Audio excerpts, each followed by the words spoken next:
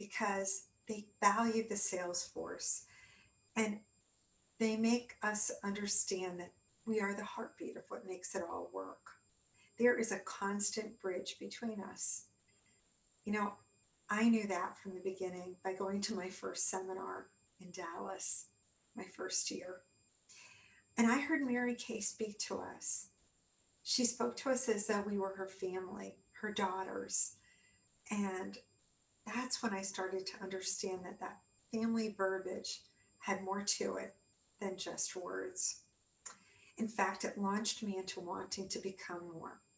And it was at seminar that I heard Mary Kay say that God had planted the seeds of greatness within us, and it was up to us to bring those seeds into fruition. At first, it wasn't the money for me. The money helped a lot, though. But it was experiencing that closeness of the sales force and the unique relationship that it was to meet women with dreams, with desires that supported each other. And it was the connection that you could make with clients and customers, and the opportunity to positively influence people and to encourage women to be as great as our imagination could take us. When you take Mary Kay to a career level, be forewarned that you're going to be enriched with friendships that will last you a lifetime. And as you progress to top director in NSD, Mary Kay totally grows your vision, and takes your imagination so much further, as Mary Kay's taken me on amazing trips all over the world with my husband. A few of my favorites: celebrating at the Great Wall of China, having a private concert in Austria with the Vienna Boys Choir, having an NSD only tour of the Vatican while it was closed to the public, having an elegant white cloth table reception at Ephesus, at the Colosseums in Ephesus, Turkey, and tango dancing at the Rio de la Plata River in Buenos Aires, Argentina. But it wasn't always like this. And just like you, I've had my bumps. I'd get to a roadblock and I'd have to figure out a way around, just like now, working around COVID-19 and pivoting this obstacle to create a stronger online presence. And there have been other workarounds in my life, like 9/11, the dot-com bust, the 2008 recession, and real estate booms and busts of the past 30 years. Hurricanes, earthquakes, snowstorms.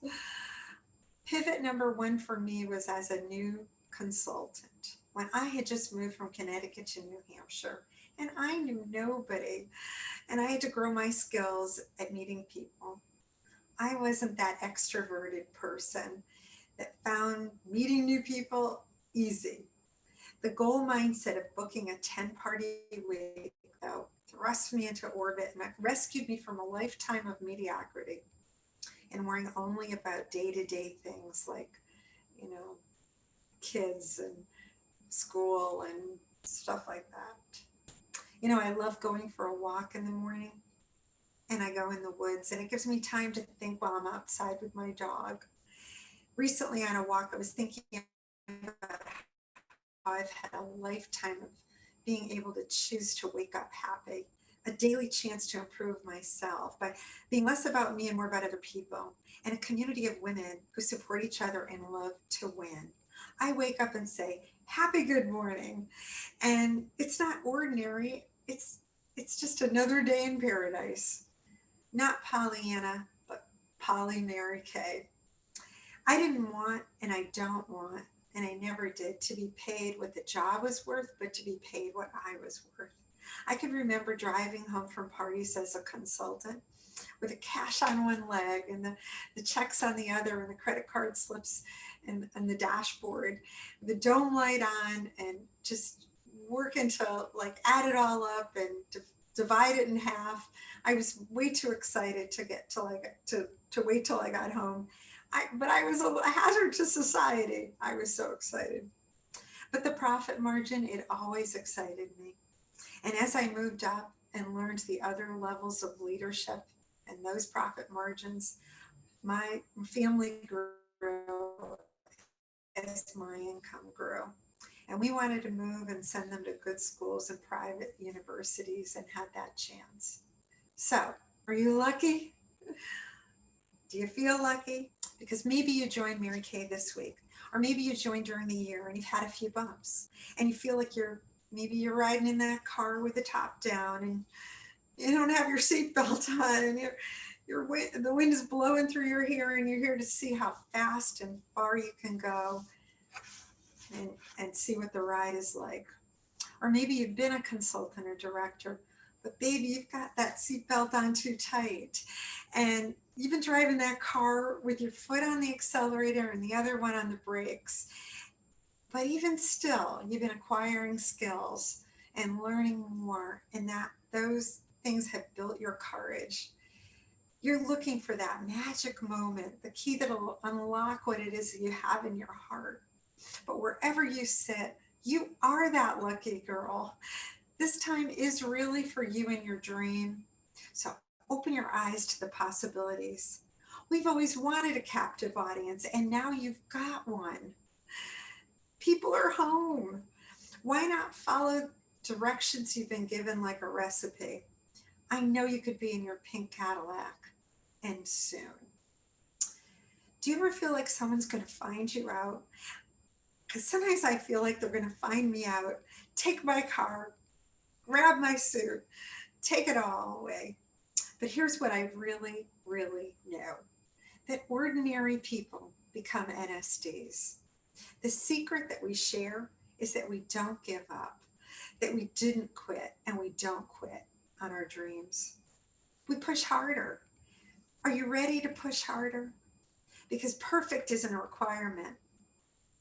Make perfect enthusiasm the creed. When I started, I didn't have a reliable car. It was a beat up brown Toyota. In fact, I was getting it fixed when I got my starter kit. I wanted to start already, so I drove my bicycle around the neighborhood and I stuffed pink handwritten notes in mailboxes and asked people if they'd like to try the product. And somebody actually called me. It was a college student in my neighborhood that I didn't know, and she wanted to join. And after calling my recruiter and my director who couldn't come over, I had her over, unpacked my own kit, both got excited, and she joined. Perfect enthusiasm and zero skill. And I sold nothing, by the way, at my first appointment. I took my wholesale order on my lap and with my kit, and I took a bus to Boston. And then I got on the T or subway to Riverside and got out and drove with my sister to the party. I didn't sell anything, but my sister ended up buying a cleanser and a moisturizer, and I was excited. I pushed harder and learned more. So will you push harder? I like to win. Early on, in fact, I had a 10-party week just to win a prize. And in order to finish on time, I scaled an embankment off the highway on an exit ramp just because I spied these women having their lunch at a picnic table in order to have my final party. And I don't remember anything about that, but I know I got that 10th party. And at the meeting that night, I remember my director looking at my sales report with sort of a horrified look because, the truth was my sales were low, but I was simply thrilled to do the 10 parties. I learned to book, and now all I needed to do was learn to sell. Push harder. I was a newlywed when I started, and some of the women that I brought into Mary Kay, they were a lot older than I was. They'd had babies, they had kids in high school, and some of them had been teachers already, lawyers, single mothers. At 25, I finished school. I got married, I became a Mary Kay beauty consultant, and I couldn't counsel them on how to raise teens or any life experiences that they needed to overcome, but I could teach them how to book, sell product, and team build, and how to have perfect enthusiasm. And I did. And there were other challenges like juggling being a new director and being a new mom. But I had other Mary Kay mentors along the way that were doing the same thing, and we grew together. Before Mary Kay, I was an entry level social worker.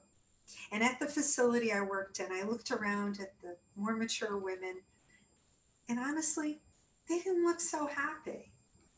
And what I remember being so struck by was meeting my director and other women of her um, stage in life. And I thought, wow, what a marked difference. They looked excited, happy, and they had big, audacious goals. So, is your family always supportive? Mine was my husband, my kids, but my mom, not so much. She was a hard sell. She wanted the best for me. And when I earned my first Cadillac, I remember driving up her driveway and having a conversation with her. And she said, "Oh my goodness, do you think the neighbors will notice?" I was thinking, "I hope so." And she was thinking, "I hope not." But when I took her to seminar, there we were, all huddled in the limo on the way there. And she said to us, "Those diamonds are good for you girls, but they're not for an old lady like me."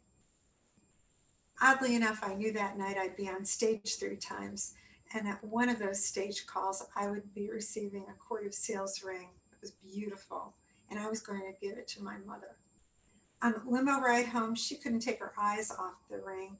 And later on, she made it into a beautiful necklace so she could wear it every day. Back home, having been inspired by the topic seminar, my mom told her bridge lady friends that the smart girls aren't just using Mary Kay, they're selling it. She became my biggest cheerleader. Dream big and push harder. Life is filled with peaks and sometimes valleys, and just like the many things weren't always perfect for me. Life isn't always easy. And I never wish this part of my journey on any woman anywhere. My challenge came in the form of a full-term baby boy that I delivered stillborn. It froze me in my director's suit, and it was devastating. And that loss caused me to do Mary Kay mechanically and without any heart. In fact, I do that business the same way for about 8 years, mechanical. But mechanical doesn't inspire anyone. And it eventually catches up with you. And it landed me in a Premier Club car in lieu of a Cadillac. When the car arrived, my husband said, "Ah, great car." He liked it. But I looked at him and I said, "Well, don't get too used to it because I'm a Cadillac driver and we're a Cadillac unit." And I was mad. In fact, I called sales development and I left a message and I told them to call me back because I had something to tell them. And I said, "I know you don't know me, but you're going to.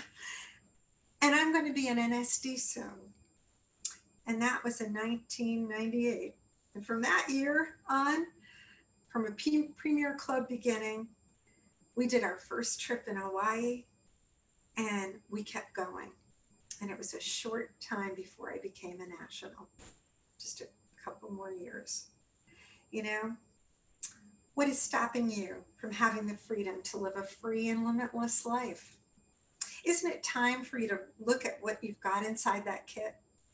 Will you thrive because you have a career that's given you a sense of community and connections with others?